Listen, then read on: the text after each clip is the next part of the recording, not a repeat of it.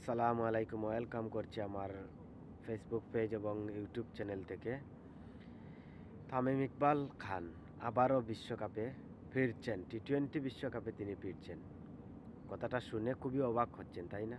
আসলে অবাক হবারই কথা, তিনি একজন অবসরপ্রাপ্ত ক্রিকেটার।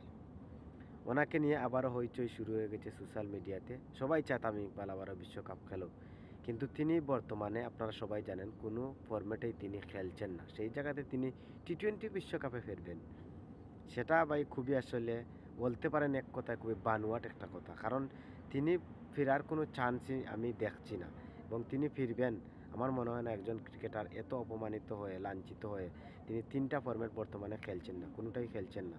ওয়ানডে থেকে অবসর নিয়েছেন, আবার ফিরেছেন, আবার অপমানিত হয়ে তিনি ওয়ানডে খেলা বাদ দিয়েছেন, টেস্ট খেলছেন না, কোনো ফরম্যাটেই তিনি খেলছেন না। বর্তমানে ক্রিকেটের সাথে জড়িত নেই, বাংলাদেশ ক্রিকেটের সাথে।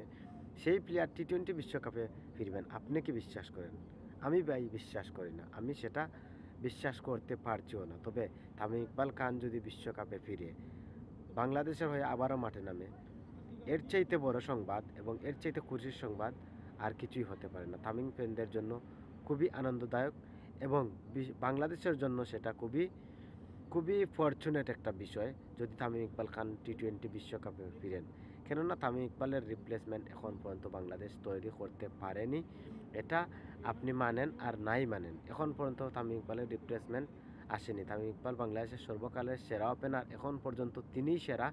তিনি খান সাহেব, কলিজাওয়ালা খান সবাই বলে, আসলেই তিনি কলিজাওয়ালা খান। তিনি এখন পর্যন্ত বাংলাদেশের সব দিক দিয়ে টপ স্কোরার এখন পর্যন্ত 3 ফরম্যাটের, যদিও তিনি এখন কোনো ফরম্যাটেই খেলছেন না। তবে তামিম ইকবাল যদি ফেরেন, সেটা হবে বাংলাদেশ ক্রিকেটের জন্য স্বস্তির বিষয়।